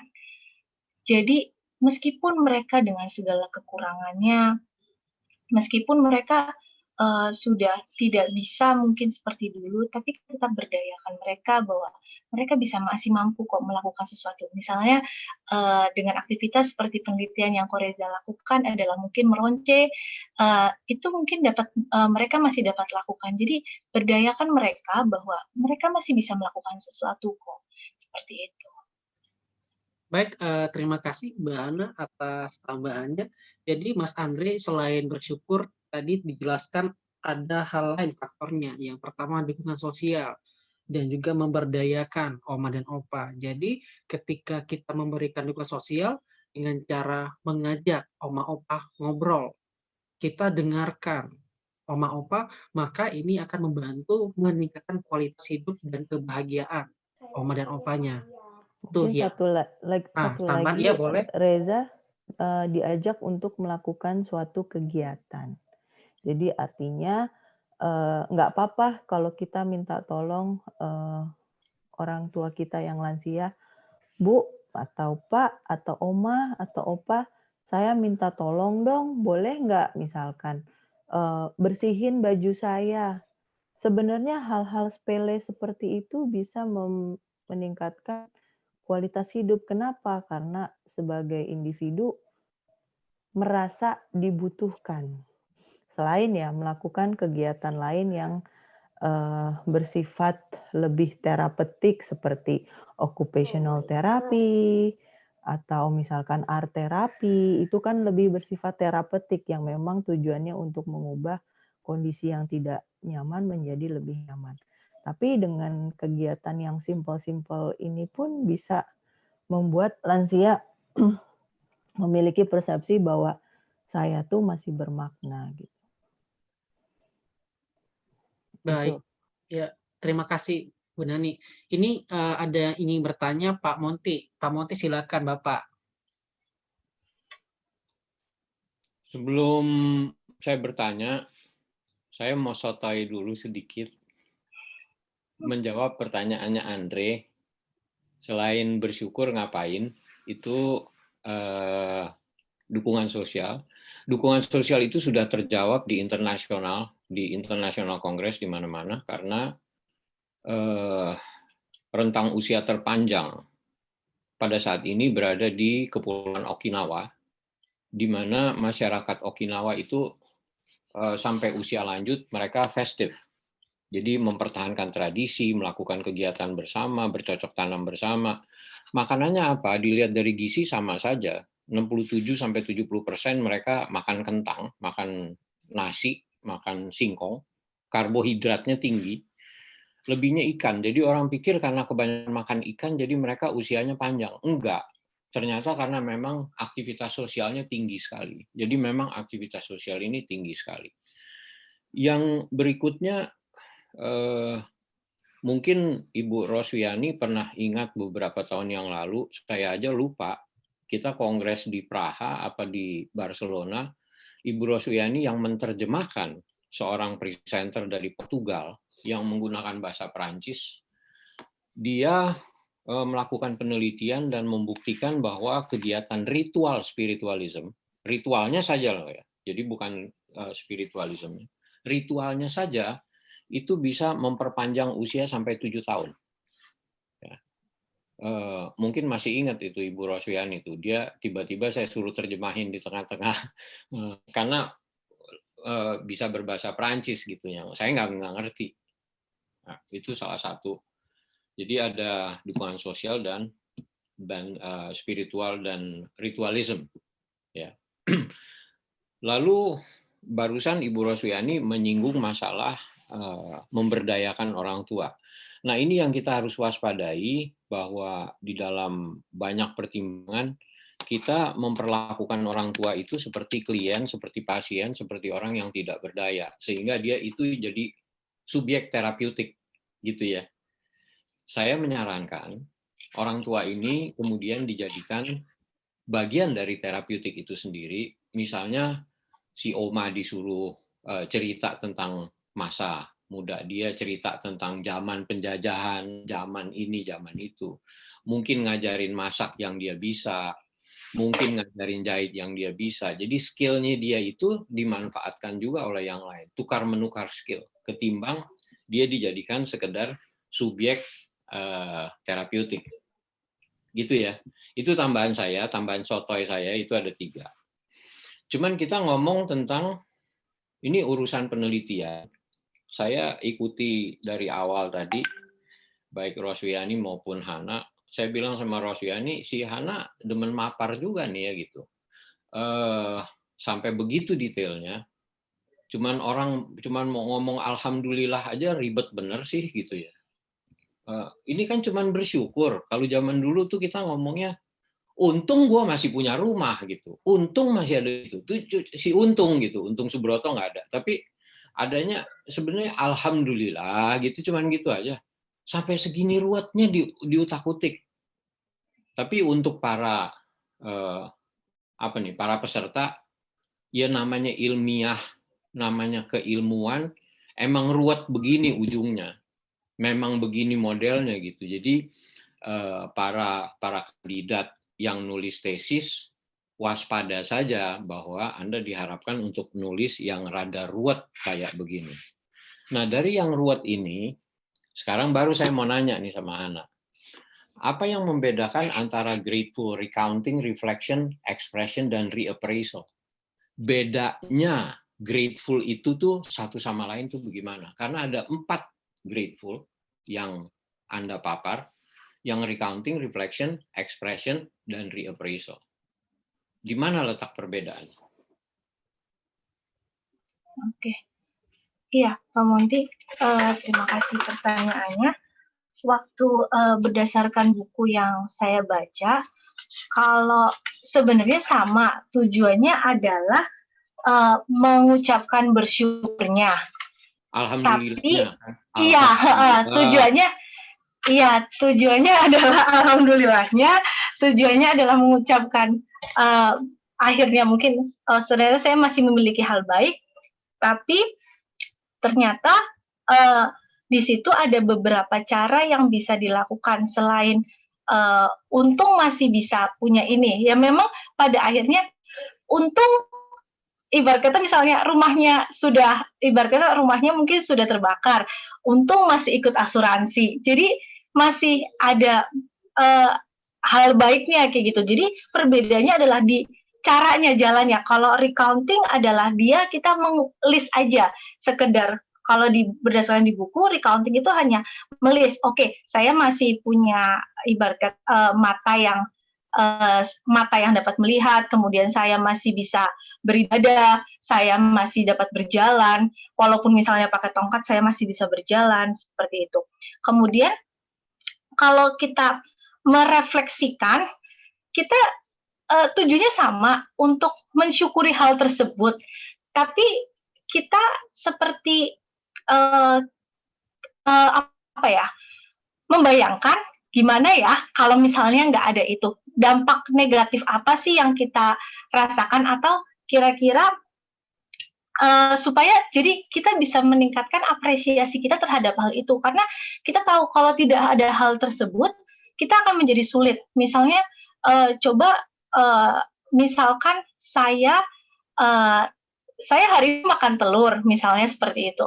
Tapi coba ya, misalnya hari ini tidak ada telur, bagaimana saya mau makan apa, misalnya seperti itu. Jadi kita merenung untuk meningkatkan. Jadi berpikir kayak kalau nggak ada itu gimana sih dampaknya, seperti itu. Terus kalau kita mengekspresikan rasa bersyukur kita. Misalnya kita bersyukur karena kita mempunyai teman-teman yang masih baik sama kita. Kita masih memiliki beberapa teman yang support kita. Ya, kemudian kita mengekspresikannya dalam perilaku yang adaptif.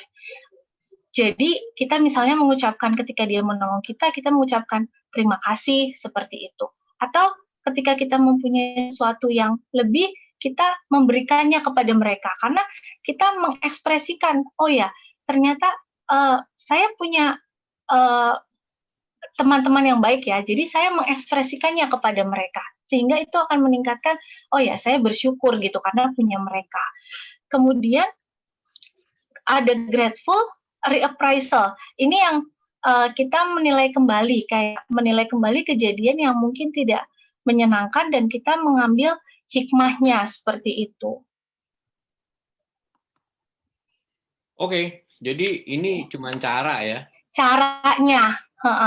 Gratefulnya sih satu. Gratefulnya sih iya. Alhamdulillah. Cuman caranya yang beda. Properti, yang satu ngitung properti, yang kedua itu imajinatif, reflektif, ya. Yang ketiga behavioral, behaving, yang keempat itu reframing. Ya, betul. Okay. Betul, Pak. Dari 4 cara ini, mana yang paling efisien? Kalau dalam beberapa penelitian, itu yang paling banyak digunakan adalah grateful recounting. Berdasarkan penelitian yang banyak digunakan adalah grateful recounting. Jadi kita membuat gratitude journal seperti itu, membuat daftar list seperti itu, Pak. Apa sebabnya? Apa sebabnya itu yang paling kuat daripada yang lain?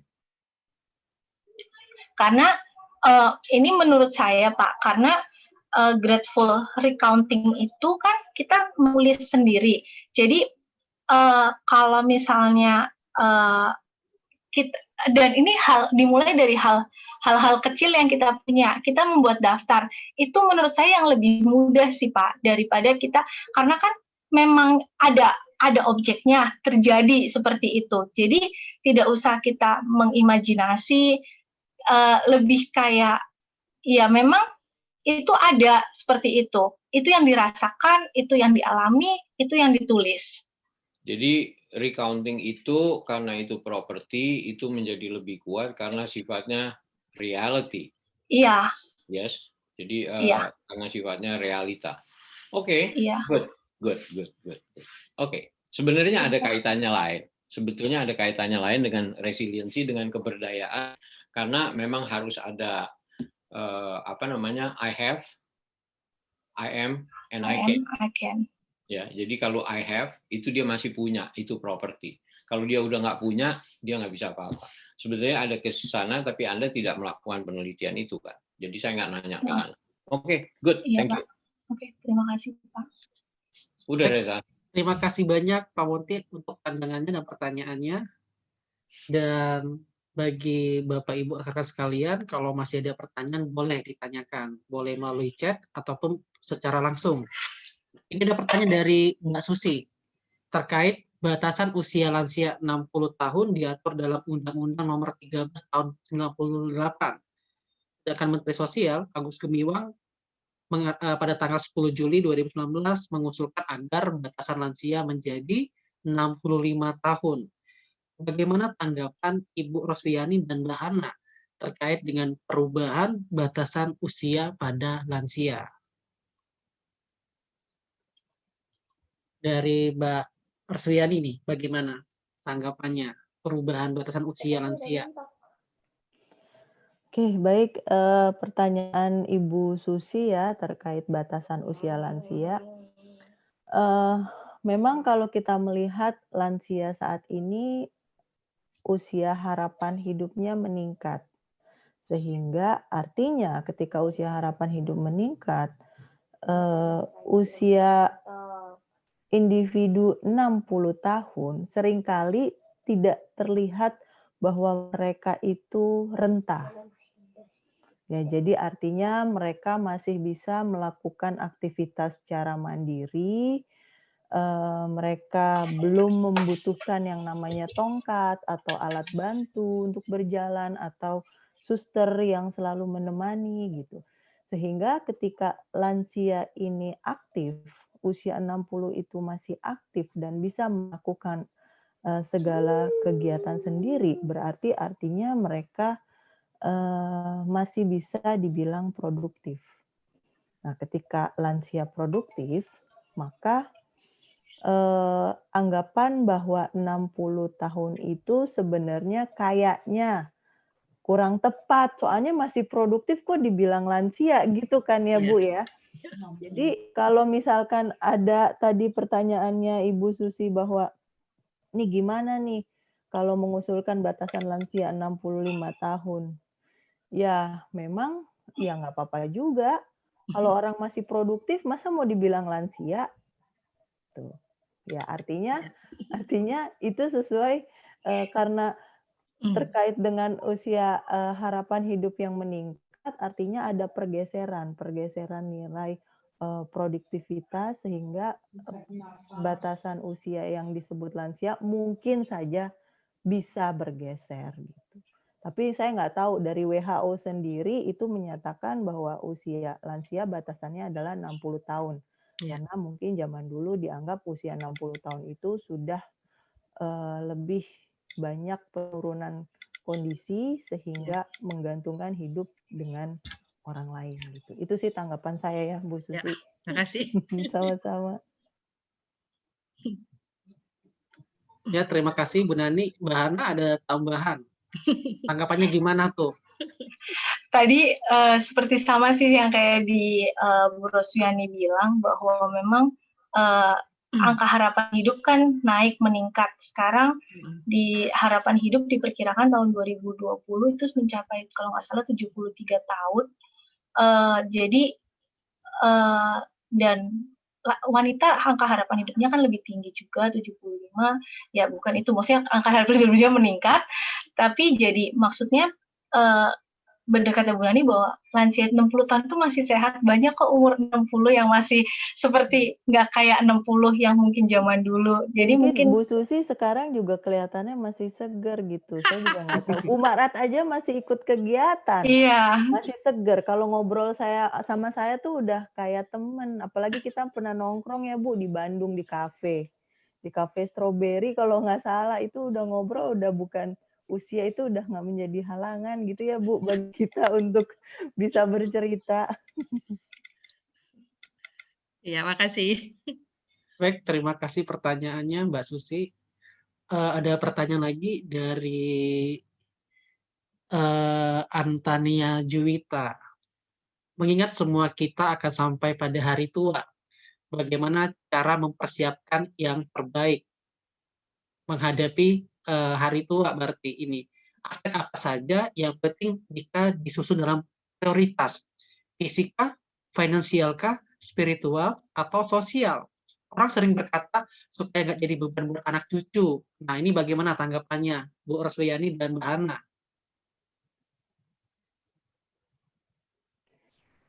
Kalau menurut saya sih aspek-aspek ini tidak bisa dipisah-pisahkan ya, karena yang namanya usia tua itu kita tidak bisa menghindari dan penurunan itu terjadi dalam semua aspek. Baik itu fisik, kemudian finansial, tidak bisa mandiri, tidak bisa produktif, bekerja lagi sehingga harus menggantungkan dengan anak. Kemudian hubungan sosial juga mungkin sudah mulai berkurang, apalagi dengan teman sebaya juga banyak yang sudah meninggal, dan itu bisa mempengaruhi bagaimana kondisi mental lansia, yang mana mau nelfon teman si A, sahabat si B, udah pada meninggal. Nanti giliran saya kapan gitu. Jadi artinya kalau di sini ditanya gimana mempersiapkan ya, mempersiapkan satu, tetap aktif. Kalau seperti Bu Marat. Ini contoh nyata, karena saya tahu berteman dengan beliau itu sebagai senior saya, mentor saya, supervisor saya, dan juga sebagai teman saya. Yang saya anggap saya salut dalam usia yang udah 80 ya Bu ya, 80 lebih ya. 80 lebih itu setiap hari masih melakukan kegiatan. Nah, dengan adanya kegiatan apapun, baik itu dari seni, kegiatan fisik, mungkin Ibu Marat udah nggak lagi senam atau jogging atau aerobik ya Bu ya, tapi setidaknya ada kegiatan fisik yang dilakukan, misalkan melukis, bermain alat musik, walaupun tidak semahir expert, tapi itu adalah yang mungkin dari zaman dahulu mudanya sampai saat ini, Ibu Marat tetap aktif. Nih maaf ya Bu, saya jadikan contoh karena memang dengan usia Ibu seperti ini dan sampai malam ini pun masih melek bangun dengerin kita semua gitu. Jadi apa yang dipersiapkan? Tetaplah aktif. Aktif dalam berbagai hal, aktif dalam kegiatan fisik selama masih mampu untuk melakukan kegiatan fisik, aktif untuk mencari penghasilan dan membuat perencanaan-perencanaan untuk masa tua. Kemudian secara spiritual ya pasti, saya nggak tahu pastinya ya, tapi setidaknya harusnya semakin tua itu semakin mengingat lebih banyak beribadah, sehingga itu akan membuat peningkatan kondisi well-being seperti yang tadi dipaparkan oleh Pak Monty. Rutinitas, ritualistik dalam melakukan keagamaan atau spiritualitas itu bisa membuat peningkatan well-being. Dan juga social relationship, walaupun memang banyak teman-teman seumuran yang sudah tidak ada, tapi setidaknya social relationship ini bisa dijalin dengan anak-anak muda, bermain dengan anak, bermain dengan cucu, itu bisa meningkatkan sebagai persiapan bahwa lansia itu masih bisa tetap aktif. Itu bisa danai apa yang kita ingin lakukan. Gitu. Ya, jadi menurut saya itu karena semua berjalan berbarengan. Kita tidak bisa pisah-pisahkan, tapi yang jelas kita harus menjadi active aging dimulai dari sekarang. Kita harus aktif, jangan diem aja gitu. Itu sih yang menurut saya ya dari Antania. Baik, terima kasih Bu Nani. Mbak Hana ada tambahan? Iya, kalau saya selain itu juga kita tahu apa kegiatan yang kita sukai, sehingga hal tersebut adalah suatu persiapan kita ketika kita nanti sudah lansia dan kita tidak, maksudnya mungkin lingkungan sosial sudah tidak mendukung, teman-teman kita sudah banyak yang meninggal atau pasangan, tapi kita tetap tahu bagaimana kita misalnya menghibur diri, misalnya seperti dengan menggambar atau membuat atau misalnya menggambar, kemudian misalnya kita suka memasak, coba memasak, berkebun, atau hal-hal lain dan hal-hal yang sederhana yang bisa kita lakukan untuk mengisi waktu luang kita di masa yang akan datang dan tetap menjaga kesehatan, merawat kesehatan sejak sekarang ini. Kira-kira gitu sih. Baik, terima kasih Mbak Ana. Apakah masih ada pertanyaan Bapak Ibu, rekan-rekan sekalian? Boleh ditanyakan secara langsung atau di-type di grup chat.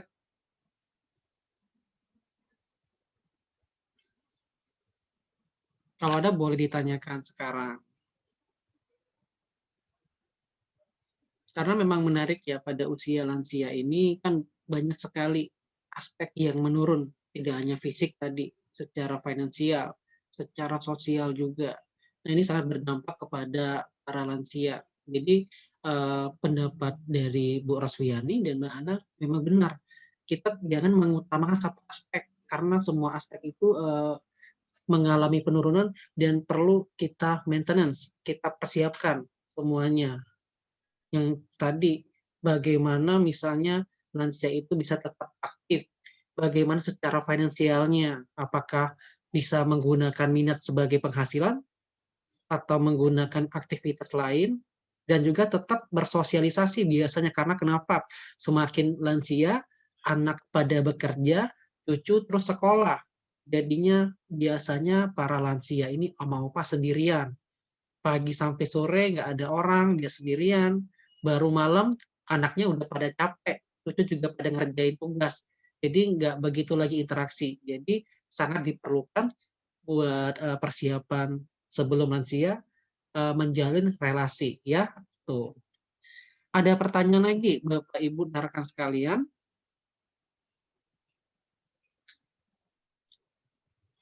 Mengingat waktu sudah pukul 9, kalau masih ada pertanyaan masih bisa kita diskusikan.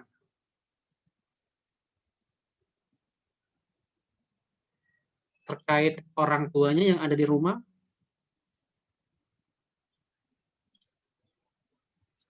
Oke. Tidak ada. Karena tadi sudah cukup dijelaskan ya bagaimana bahwa perlunya lansia itu untuk bersyukur.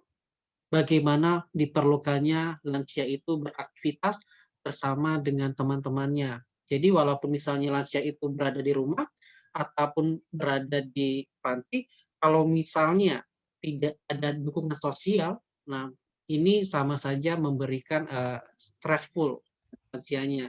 Jadi berdasarkan apa yang telah dibahas tadi, bahwa sangat diperlukan bagi lansia adalah dukungan sosial, baik dari keluarga maupun teman-temannya biasanya ketika berada di panti.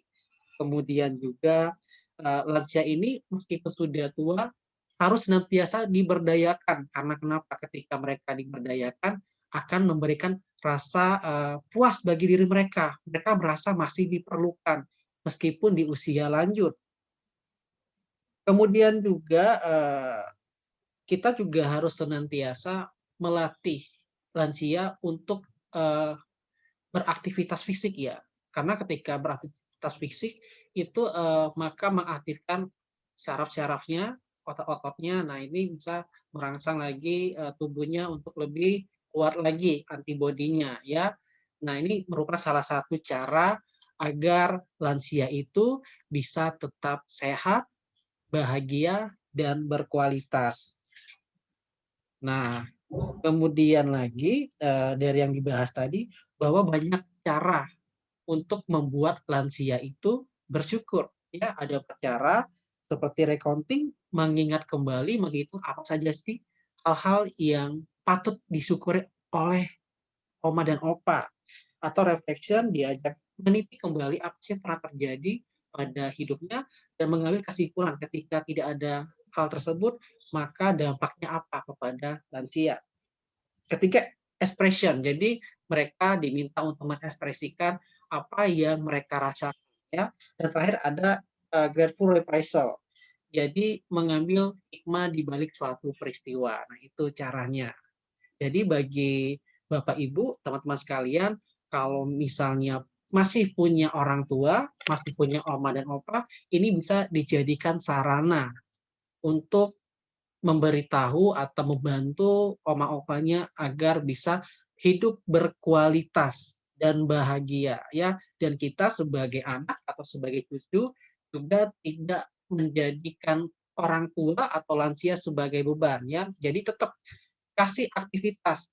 Jangan merasa sungkan karena dia udah tua, nggak boleh capek. Tidak, tapi tetap dilibatkan dalam aktivitas sehari-hari.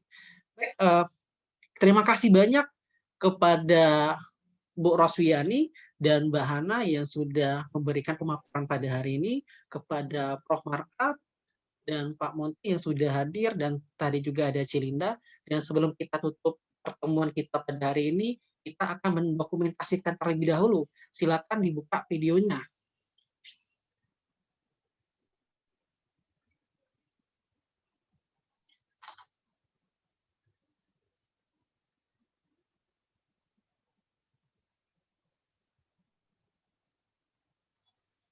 Baik, di layar saya ada 2 layar ya. Jadi akan saya mulai dengan hitungan ketiga. Baik, hitungan ketiga dari saya, layar pertama. 1, 2, 3. Oke, kita lanjut ke layar kedua. Hitungan ketiga, 1, 2, 3. Oke. Baik, terima kasih banyak kepada Bapak Ibu yang telah hadir dan rekan-rekan sekalian ya, yang masih semangat meski kita sudah larut malam untuk mendengarkan pemaparan, dan semoga apa yang kita pelajari pada malam hari ini bisa memberikan insight dan juga dapat kita terapkan kepada orang tua kita maupun oma dan opa yang ada di rumah. Sampai berjumpa lagi pada forum diskusi ilmiah selanjutnya, dan saya ucapkan selamat malam semuanya. Selamat Terima kasih. malam. Terima kasih. Selamat malam semuanya. Semuanya. Terima kasih. Semuanya.